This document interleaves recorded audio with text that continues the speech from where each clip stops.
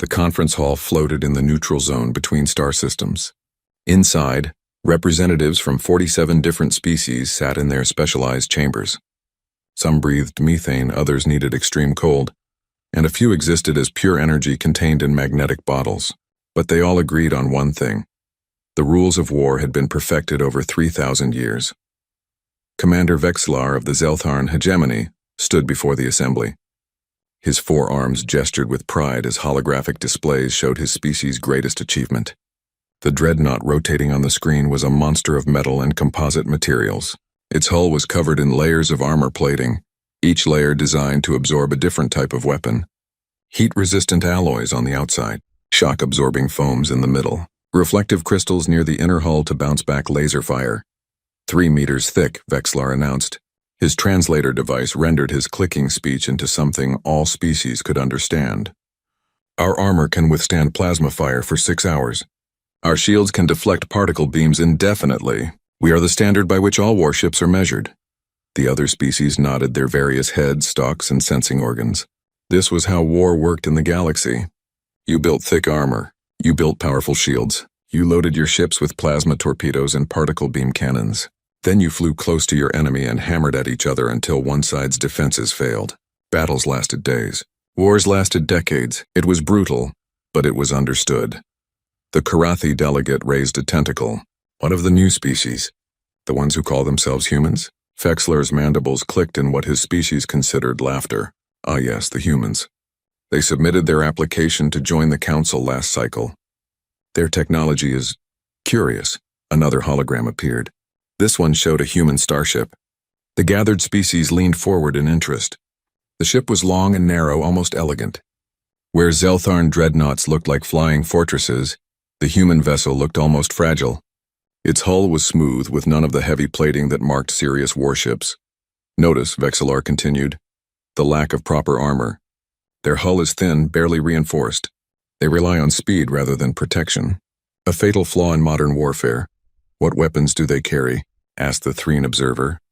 Vexlar manipulated the hologram to zoom in on the human ship's forward section. A long rail extended from the front, surrounded by complex magnetic coils. They call it a railgun. It uses magnetic force to throw solid metal at high speed. No plasma, no particles, just metal slugs. The hall filled with the sounds of laughter, translated into chirps, clicks, hums, and more. Kinetic weapons were ancient technology. Every species had tried them in their early space age. Every species had abandoned them when armor got too thick for simple metal projectiles to penetrate. Primitive, someone called out. Adorable, said another. Vexlar let the laughter continue for a moment before raising his arms for silence. Indeed. But primitiveness can be dangerous when combined with ignorance. The humans have settled 12 worlds in their local cluster. Rich worlds. Worlds with rare minerals and abundant biological diversity. They are vulnerable, and they do not understand the realities of galactic politics. He didn't need to say more. The species in the council understood. The Zeltharn would offer the humans protection in exchange for favorable trade agreements. If the humans refused, well, the Zeltharn fleet would demonstrate why protection was necessary. It was an old game, played by every major power in the galaxy at some point. We will bring them into the fold, Vexlar said, peacefully if possible, by force if necessary. Either way, the hegemony will expand, and the humans will learn how galactic society functions. The council adjourned. Vexlar returned to his flagship feeling satisfied. The humans would be easy prey. Their ships were poorly armored. Their weapons were outdated. And most importantly, they didn't understand that in modern space warfare, defense was everything. You couldn't win if you couldn't survive long enough to close to weapons range. 3 weeks later, Vexlar's fleet assembled at the edge of Zeltharn space. 57 warships, each one a masterpiece of military engineering. The smallest destroyer in his fleet could withstand fire from any human weapon for hours. His dreadnoughts could probably survive direct impacts from small asteroids. The fleet's target was Earth's outer colonies. Not Earth itself. Even the Zeltharn weren't reckless enough to attack a species' homeworld without provocation. But the colonies would send a message. Surrender or watch your settlements burn. Vexlar sat in his command chair as the fleet prepared to jump to hyperspace. Around him, Officers monitored countless displays showing ship status, weapon readiness, and shield strength. Everything was perfect. Everything was according to doctrine. "Sir," his communications officer clicked, "we have sent the standard ultimatum to the human government. They have responded. Already? What do they offer?" "Not an offer, sir. A single word. Our translators are having difficulty with the exact meaning, but the closest equivalent in our language is refusal. Absolute refusal." Vexlar felt a flutter of annoyance. He had hoped the humans would be reasonable.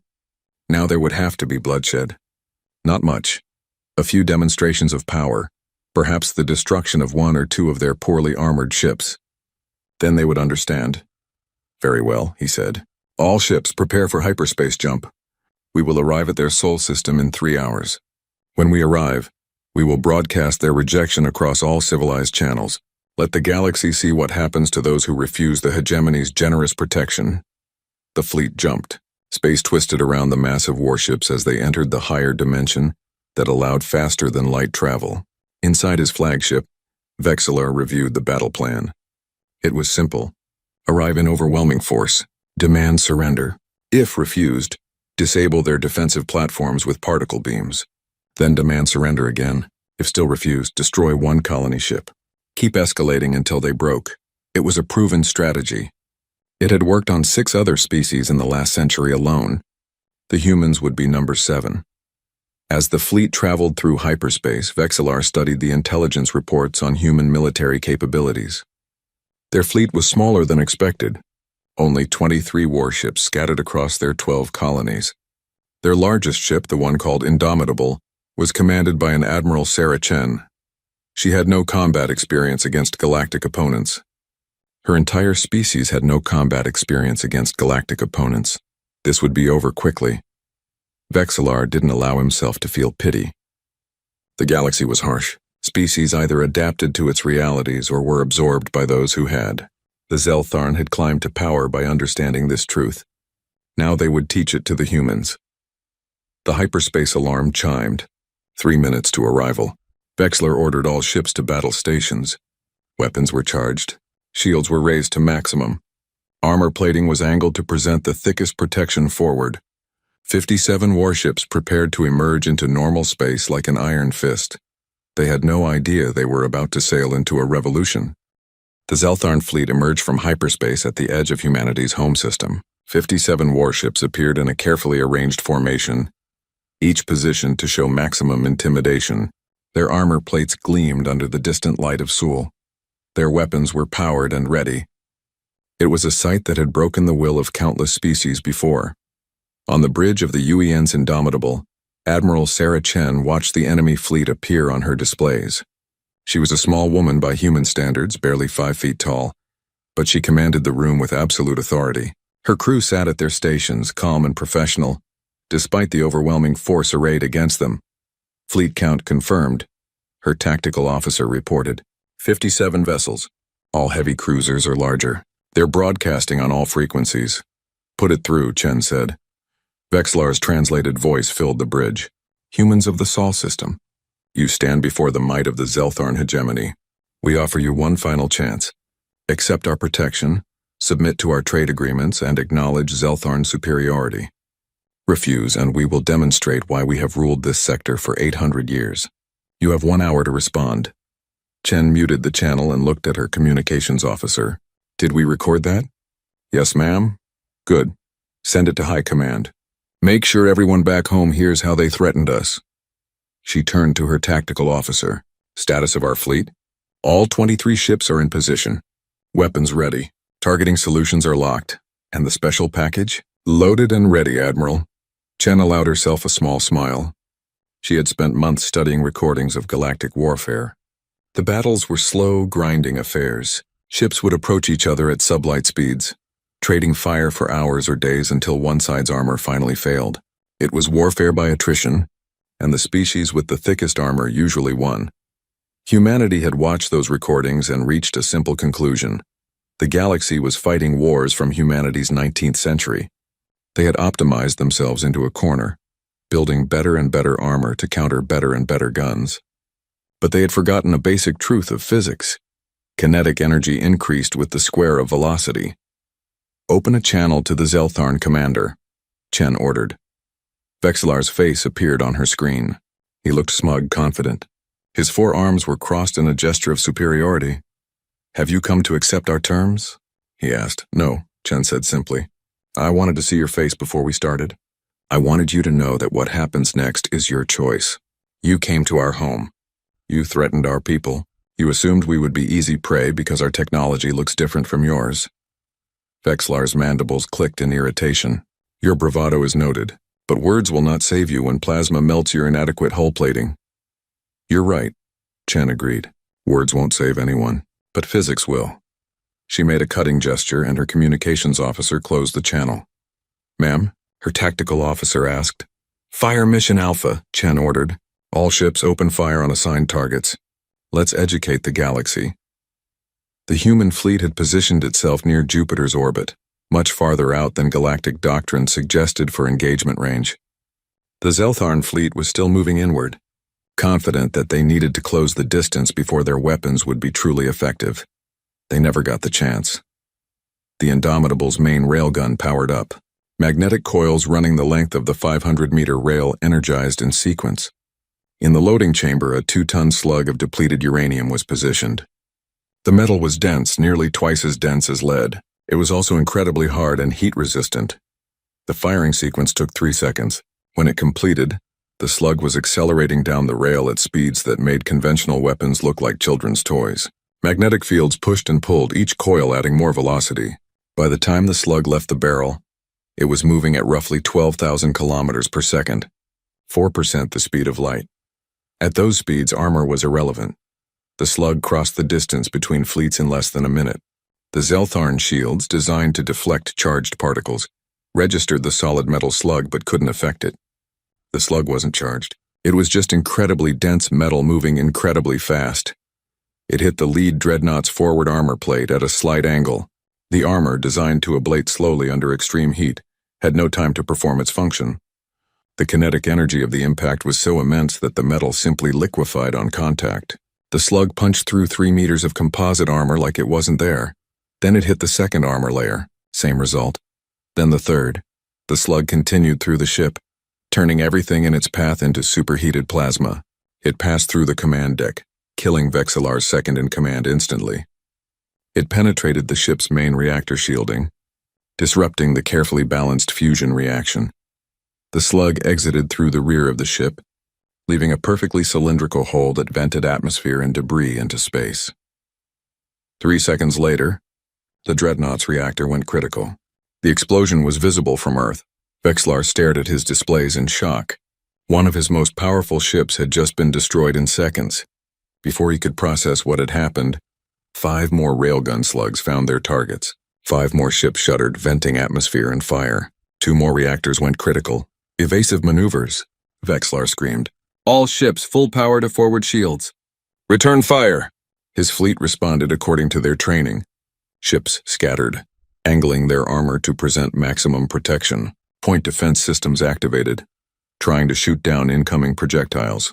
Plasma torpedo launchers fired, sending brilliant trails of superheated gas toward the human ships. None of it mattered. The human targeting computers had calculated every possible evasive maneuver. The AI systems had run millions of simulations, predicting how ships with Zeltharn drive characteristics would move. The railguns adjusted their aim automatically, leading their targets with inhuman precision. Every 27 seconds, another volley fired. Every 27 seconds, more Zeltharn ships died or were crippled. The plasma torpedoes were a threat, but only if they could reach their targets. The human ships accelerated, their lighter frames and more efficient drives letting them maintain distance. They had been designed for this kind of warfare, fast, long-range engagements where speed and accuracy mattered more than armor thickness. The few torpedoes that got close detonated against point defense lasers. The humans had kept that technology too, though the galaxy considered it obsolete for ship-to-ship combat. Against missiles and torpedoes, though, lasers were perfect. Vexillar ordered his fleet to close the distance to get within range where their superior numbers and firepower would matter. But the humans simply adjusted their orbit, maintaining optimal firing distance. They moved like dancers, always staying just out of reach, always maintaining perfect firing solutions. The battle became a nightmare. Ships that had survived dozens of engagements against galactic opponents were being torn apart in minutes. Vexlar watched his fleet die ship by ship, unable to land a single meaningful hit on the enemy. "Sir," his communications officer shouted, "the Resolute is gone. The hammer of justice is venting atmosphere. The Divine Retribution's reactor is failing." "I can see that," Vexlar snarled. He felt something he hadn't experienced in decades of military service. Fear. Real primal fear. His doctrine was failing. His armor was useless. His weapons couldn't reach the enemy. Another slug tore through a cruiser. The ship split in half, its back broken by the kinetic impact. "Retreat," Vexlar said quietly. "Sir?" "Retreat," he screamed. "All ships emergency jump to hyperspace. Now." The Zeltharn fleet broke formation and fled.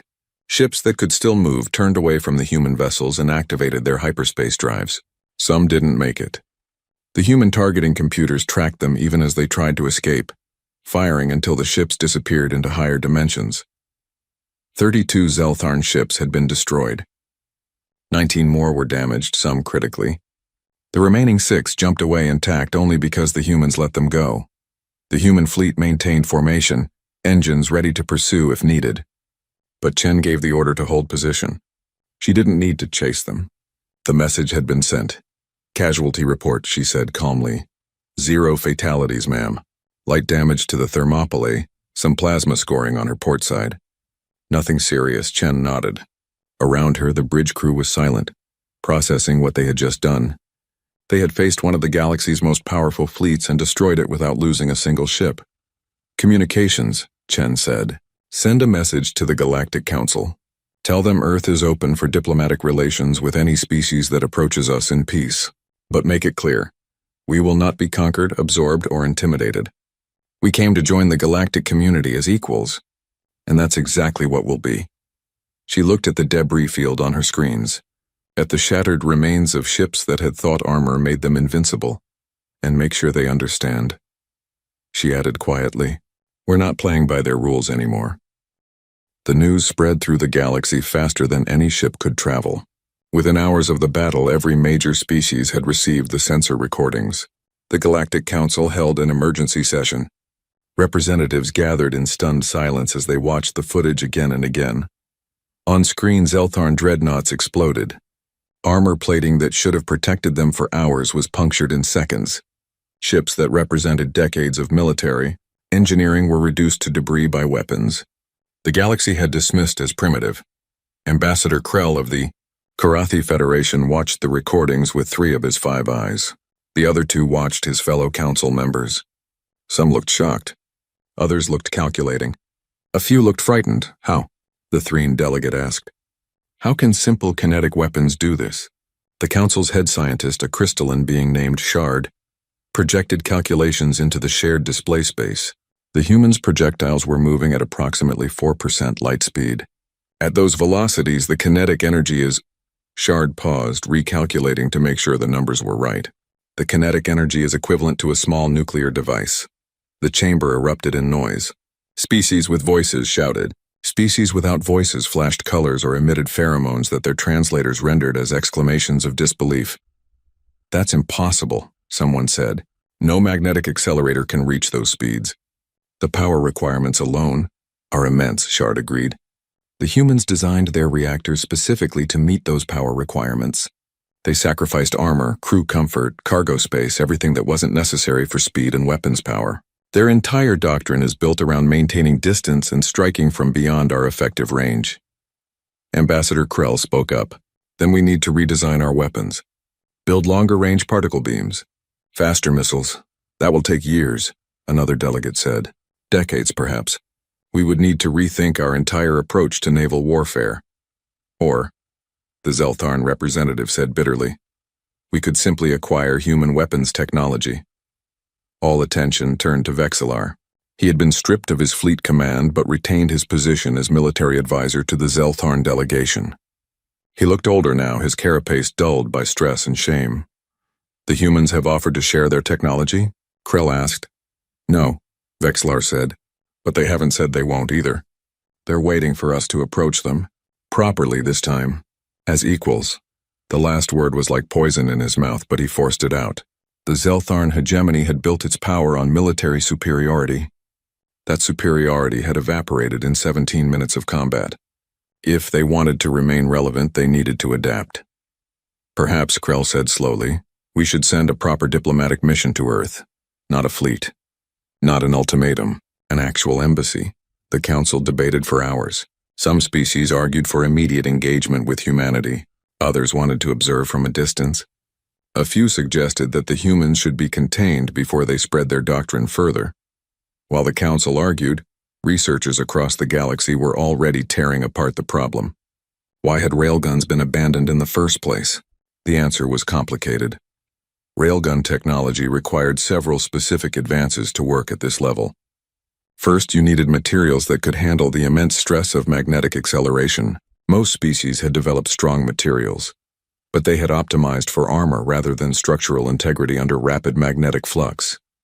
Second, you needed tremendous power generation in a small space. Most galactic species used fusion reactors, but their designs prioritized longevity and stability over raw output. Human reactors were designed to surge power when needed, even if it meant shorter lifespan and higher maintenance requirements. Third, you needed computing power sufficient to calculate trajectories for projectiles moving at near relativistic speeds.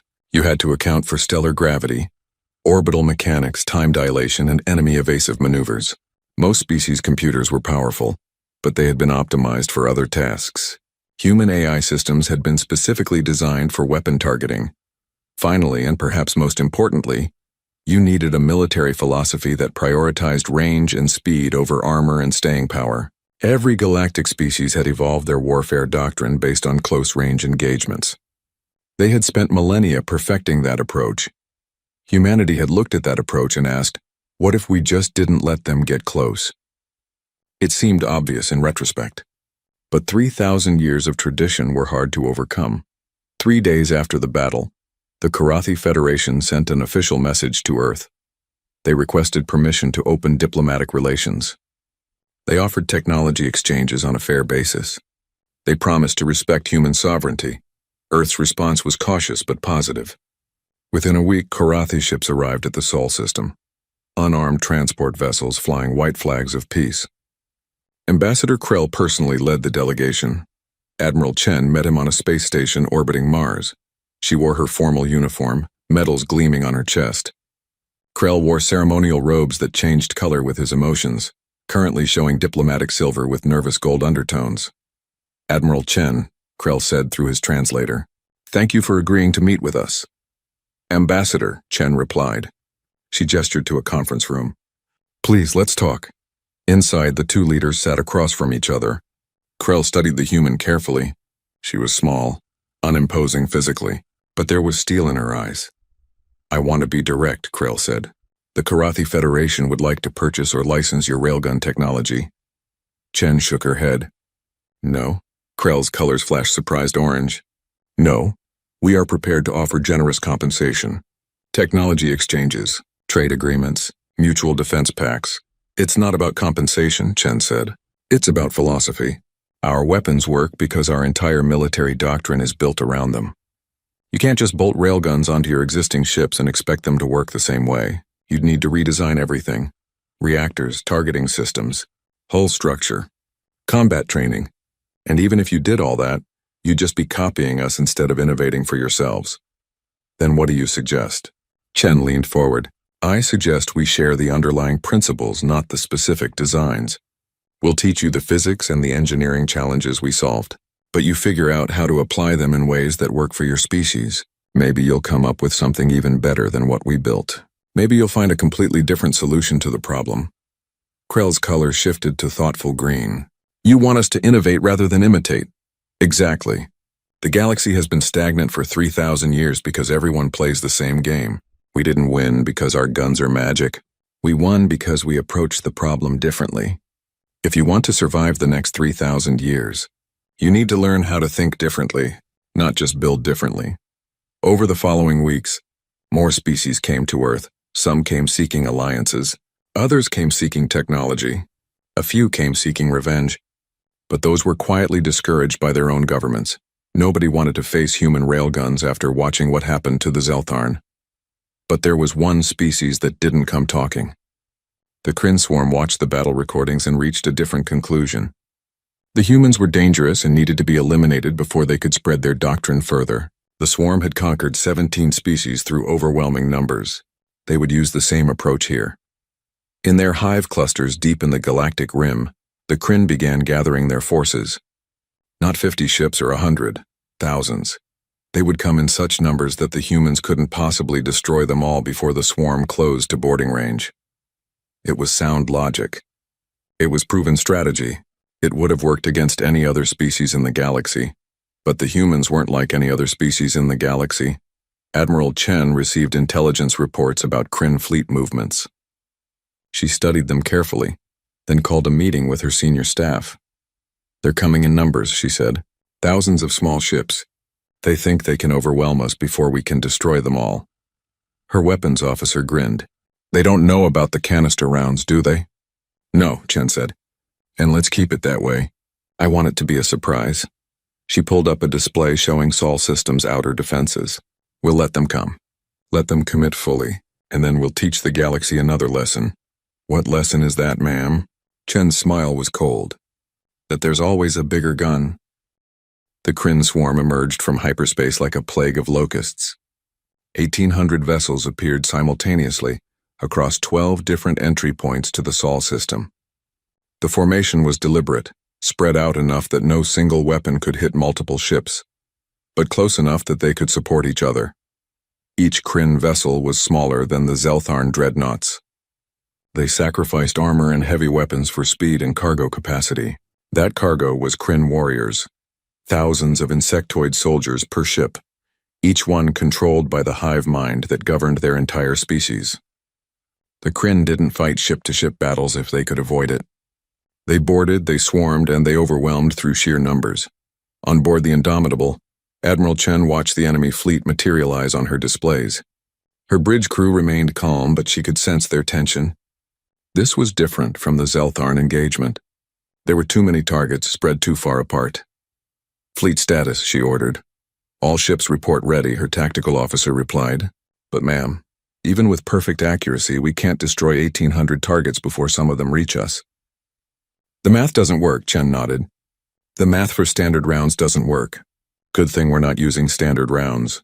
She turned to her communications officer. "Signal all ships. Authorize Protocol Helios." Across the human fleet, weapons officers received their orders and began loading special ammunition. The railgun slugs they had used against the Zeltharn were designed for precision, single massive projectiles that could core a ship with one hit. But humanity's weapons engineers had considered other scenarios. What if the enemy came in swarms? What if they spread out to avoid concentrated fire? The answer was elegant and brutal. If you can't hit them one at a time, hit them all at once. The Kryn fleet accelerated inward, their formation tightening as they approached. Hive mind calculations determined optimal approach vectors. They would converge on the human ships from multiple angles, making it impossible to maintain distance from all of them. Even if the humans destroyed half the fleet, the remainder would reach boarding range. And once Kryn warriors were on human ships, the battle would be over. The lead Kryn vessels were closing to what they considered extreme weapons range when the first canister round fired. The Indomitable's main railgun had been modified slightly. The barrel was the same, the magnetic coils were the same, but the projectile was different. Instead of a solid 2-ton slug, the canister round was a thin-walled cylinder filled with thousands of tungsten ball bearings. Each bearing was small, roughly the size of a marble, but when accelerated to 4% light speed, each one carried enough kinetic energy to punch through a ship's hull. The canister fired. It accelerated down the rail exactly like a standard slug, reaching maximum velocity in 3 seconds. The Kryn defensive systems registered it, but couldn't react fast enough. The round screamed past their detection range. At a predetermined distance calculated to place it at the center of the thickest concentration of Kryn ships, the canister detonated. A small explosive charge split the thin cylinder, releasing its payload. Thousands of tungsten ball bearings exploded outward in an expanding cone of death. They maintained most of their forward velocity, while spreading into a pattern hundreds of kilometers wide. The Kryn ships, clustered together for mutual support, flew directly into the cloud. The effect was catastrophic. Ball bearings ripped through hulls like they were paper. Ships that might have survived a near miss from a standard slug were shredded by dozens of impacts simultaneously. Reactors were penetrated. Life support was breached. Command centers were torn apart. 87 Kryn vessels were destroyed outright. Another 112 were so heavily damaged that they tumbled out of formation, venting atmosphere and bodies into the void. The Kryn hive mind processed the disaster and immediately adjusted. The remaining ships spread their formation wider, trying to make themselves harder to hit with area weapons. It was the tactically correct response. It was also exactly what the humans wanted. As the Kryn fleet spread out, it became vulnerable to precision fire. The human fleet split into 3 groups, each one targeting a different section of the enemy formation. Standard railgun slugs began firing again, each one carefully aimed at a specific target. The Kryn pushed forward despite their losses. The hive mind calculated that even with casualties, enough ships would reach the enemy to achieve victory. They had faced area weapons before, usually missiles with explosive warheads. The key was to spread out, minimize casualties per hit, and keep advancing. But the hive mind had made a critical error. It assumed that the humans could only fire canister rounds or precision rounds, not both simultaneously. Half the human fleet switched to canisters, while the other half maintained precision fire. The Kryn found themselves in an impossible situation. Cluster together and canister rounds would devastate them. Spread apart, and precision rounds would pick them off one by one. Admiral Chen watched the battle unfold with the detachment of a chess player executing a winning strategy. The Kryn were fighting bravely, but they were fighting the last war. They had optimized their tactics for battles against enemies with limited range and firepower. Against humanity's weapons doctrine, their numbers meant nothing. "Ma'am," her tactical officer said, "we're tracking Kryn command ships. 12 vessels, heavier than the others, positioned at the rear of each formation cluster." Chen leaned forward with interest. "Hive mind coordination nodes?" "Most likely. They're maintaining tight beam communications with the rest of the fleet." "Target them," Chen ordered. "All ships prioritize command vessels. Let's see what happens when we cut off their head." The human fleet adjusted its fire. Railgun slugs crossed the void, each one targeted at a Kryn command ship. The hive mind recognized the threat and tried to protect its coordination nodes with screening vessels, but the humans simply fired through the screens. A tungsten slug moving at relativistic speeds didn't care how many ships were in the way. It would punch through all of them. 12 shots. 12 command ships destroyed in 12 seconds. The Kryn swarm's coordination collapsed. Without the command vessels to relay instructions from the central hive mind, individual ship crews were left operating on old orders or basic instincts. Some continued advancing. Others tried to retreat. A few simply went dormant, waiting for instructions that would never come. The human fleet systematically destroyed the ships that continued fighting. The ones that tried to flee were allowed to jump to hyperspace. Let them carry the message back to their home clusters. The dormant vessels were boarded and captured by human marines. The entire engagement lasted 17 minutes. When it was over, the void around Seoul was filled with debris. Hundreds of Kryn ships had been reduced to scrap metal and frozen corpses. The human fleet maintained formation, weapons ready in case of a second wave, but no second wave came. Admiral Chen stood on her bridge, looking at the carnage on her displays. She felt no joy in the destruction, only a grim satisfaction that Earth was safe. Around her, crew members were quiet, processing what they had done. "Casualty report," she said. "0 fatalities, ma'am. The Thermopylae took a hit from a Kryn missile that got through point defense. Minor damage to their starboard sensor array." "That's it." Chen nodded slowly. 2 major engagements. 2 overwhelming victories. 0 losses. It wasn't sustainable. Eventually they would face an enemy that adapted, that learned, that found a counter to human weapons. But for now, humanity had established itself as a power that could not be conquered easily. "Communications," she ordered. "Send a message to the Kryn home clusters. Tell them Earth is willing to discuss peace terms. But make it clear, if they come at us again, we won't just defeat their fleet. We'll track them back to their home systems and end the threat permanently." It was a harsh message, but necessary. The galaxy needed to understand that humanity wasn't just defending itself. They were establishing boundaries, and those boundaries would be enforced. The communications officer hesitated. "Ma'am, that's essentially a threat to commit genocide." "It's a promise to end a threat," Chen corrected. "The Kryn are a hive mind. They don't think like we do.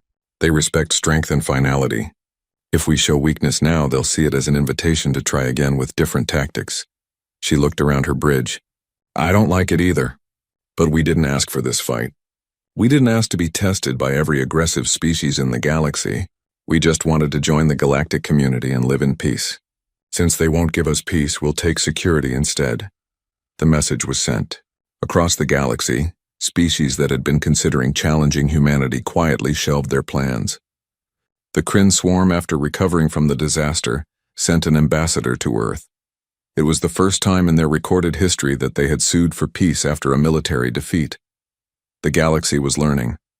Humanity wasn't just another species to be absorbed or conquered. They were a peer power, and they had earned that status through superior technology and doctrine. But more importantly, they had shown a willingness to innovate, to adapt, to approach old problems with new solutions. In a galaxy that had been stagnant for millennia, that made them the most dangerous force imaginable. Not dangerous because they were aggressive. Dangerous because they refused to accept that the way things had always. The Galactic Council chamber was full for the first time in 300 years. Every species with voting rights had sent representatives. Even species that normally communicated only through remote hologram had sent physical delegates. They all wanted to be present for this moment. Admiral Sarah Chen walked down the center aisle toward the speaker's platform. She wore her full dress uniform, the medals on her chest representing humanity's brief but spectacular military history and galactic affairs. Behind her walked a small honor guard, 3 Marines in powered armor, more ceremonial than practical, but carrying weapons that everyone in the chamber recognized. Railguns, smaller versions, scaled for infantry use, but still capable of punching through armor that would stop conventional weapons. The chamber fell silent as Chen reached the platform. She looked out at the assembled delegates. Some looked at her with respect, others with fear, a few with calculation, already planning how to turn humanity's rise to their advantage. Ambassador Krell of the Karathi Federation stood to make the formal introduction. His colors were diplomatic silver with threads of genuine warmth. Unlike many species, the Karathi had approached humanity with honesty and respect from the beginning. "Honored delegates," Krell said, "I present Admiral Sarah Chen, commander of Earth's defensive fleet and representative of humanity before this council. She's been invited to address us regarding humanity's application for full membership in the Galactic Council, as well as to discuss recent military actions in defense of human territory." Chen stepped to the speaking position. She had prepared a speech, but looking at the faces before her, she decided to speak from the heart instead. 3 months ago, she began, humanity submitted an application to join this council. We came in peace, hoping to join the galactic community and share in the benefits of civilization that spans star systems. We offered our technology, our culture, and our friendship. She paused, letting her words sink in. The response we received was not diplomatic overtures or cultural exchanges. The response was a fleet of warships and an ultimatum to submit or be destroyed. The Zeltharn hegemony thought we would be easy prey because our ships looked different from yours. Because our weapons were different. Because we were new. Vexeler, sitting in the Zeltharn delegation, kept his eyes down. His carapace had dulled further since the battle. He was a reminder to everyone present of what happened when you underestimated humanity. We defended ourselves. Chen continued. We used weapons that this galaxy abandoned long ago because you believed they were obsolete. You believed that armor was the answer to every threat, that building thicker hulls and stronger shields was the path to victory. You spent 3,000 years optimizing a doctrine that worked against each other. She gestured to her honor guard. We looked at your doctrine and saw its weakness. You had all agreed to fight the same way, with the same weapons, following the same tactics. You had turned warfare into a formula. And like any formula, once we understood it, we could break it. The chamber remained silent. Species that had ruled sectors for millennia listened to a human who had been in space for barely 3 generations teach them lessons about warfare. The Zeltharn came with armor 3 meters thick. Our railguns punched through it in seconds. The Kryn came with numbers that should have overwhelmed us. Our weapons turned their advantage into a liability. Both times we won not because we were stronger, but because we thought differently. Chen's voice hardened. And both times we were fighting in self-defense. We didn't ask for these battles. We didn't seek to prove ourselves through violence. We simply refused to be conquered. She let that statement hang in the air for a moment before continuing in a softer tone. Now I'm here to talk about the future. Earth wants to join the galactic community.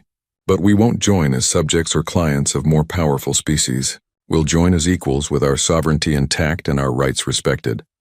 Ambassador Krell spoke up. Admiral Chen, the Council has reviewed humanity's application. After your recent demonstrations of military capability, there is unanimous agreement to grant humanity full membership status, including a permanent seat on the Security Directorate. Chen nodded in acknowledgement, but she wasn't finished. Thank you, Ambassador. But before we accept, I need to make something clear. Humanity doesn't want to rule this galaxy. We don't want to impose our way of warfare on everyone else. What we want is progress. She activated a holographic display showing the battle recordings that everyone had already seen dozens of times. For 3,000 years, you've been fighting the same battles over and over. Same tactics, same weapons, same outcomes. You've achieved stability, but at the cost of stagnation. The hologram shifted to show human ships in combat. We broke your doctrine not through superior numbers or resources, but through innovation. We asked questions that you stopped asking millennia ago. What if we approach this problem differently? What if the old solutions aren't the best solutions? What if we can do better? Chen deactivated the display and looked directly at the assembled delegates. That's what I'm offering you today. Not just military alliance or trade agreements. I'm offering a philosophy. Question everything. Challenge every assumption. Never accept that because something has always been done a certain way. It must continue to be done that way. A delegate from the Threen Collective spoke up. You want us to abandon our military doctrines? I want you to evolve them, Chen replied. The galaxy has dozens of intelligent species, each with unique perspectives and capabilities. Imagine what you could achieve if you all approached problems the way we approached warfare, looking for innovative solutions instead of just building better versions of what already exists. She smiled slightly. And yes, I'm aware of the irony. Humanity is asking the ancient civilizations of the galaxy to innovate, but age doesn't equal wisdom if it just means you've been doing the same thing for longer. There was a ripple of reaction through the chamber. Some delegates looked offended. Others looked thoughtful. A few looked excited. Ambassador Krell's colors shifted to amused green. Admiral, you're not just asking us to accept humanity as equals. You're asking us to learn from you? I'm asking you to learn from yourselves, Chen corrected. We shared the basic principles of our railgun technology with the Karathi. Do you know what they did? They didn't just copy our designs. They took the underlying physics and applied it to their own industrial base and engineering tradition. They're developing something different from what we built. Not better or worse, just different. Suited to their needs and capabilities. She gestured around the chamber. That's what this galaxy needs. Not everyone using the same weapons and fighting the same way, but everyone pushing boundaries, trying new approaches, learning from failures and successes. The Zeltharn defeat taught them something valuable. The Kryn disaster taught them something valuable. Those lessons shouldn't be wasted. Vexillar finally spoke up, his translator device rendering his clicking speech into flat words. What did we learn, Admiral? That we are obsolete? Chen looked at him directly. You learned that there's always someone smarter, someone faster, someone more innovative. You learned that military superiority isn't permanent. You learned that the universe rewards adaptation over tradition. Her voice softened. Those are hard lessons, Commander. But they're valuable ones. The question is whether you'll use them to become better or just become bitter. For a long moment, Vexillar said nothing. Then his mandibles moved in what might have been a smile or a grimace. Perhaps both, Admiral, but mostly better. The chamber erupted in discussion. Delegates argued, debated, and proposed. But through all the noise, a consensus was forming. Humanity would join the Council with full rights and privileges. More than that, they would be recognized as a voice for innovation and change in a civilization that had grown comfortable with the status quo. 3 days later, Chen stood on the observation deck of the Indomitable, watching Earth rotate slowly below. Her second-in-command, Captain Marcus Webb, joined her. Big day tomorrow, Webb said. Official admission to the Council. Signing of mutual defense pacts. Technology exchange agreements. We're officially part of galactic civilization. Yeah, Chen said quietly. We are. You don't sound happy about it, Chen shrugged. I'm happy we achieved it peacefully. Well, relatively peacefully, but I keep thinking about something my academy instructor once said. The hardest part of winning is figuring out what to do next. What do you mean? We shocked the galaxy with our weapons. We earned respect through victory. But that's the easy part. Now comes the hard part. Actually living up to the example we set. We told them to innovate, to question assumptions, to never stop evolving. We need to follow that advice ourselves. Webb nodded thoughtfully. You think someone will figure out a counter to railguns? Eventually, yes. Maybe better armor. Maybe energy shields that can affect solid projectiles. Maybe they'll just figure out how to maintain distance better than we do. The specific counter doesn't matter. What matters is that we can't rest on what we've achieved. The moment we start thinking we've perfected warfare, we become the Zeltharn. So what do? Chen smiled. We keep thinking.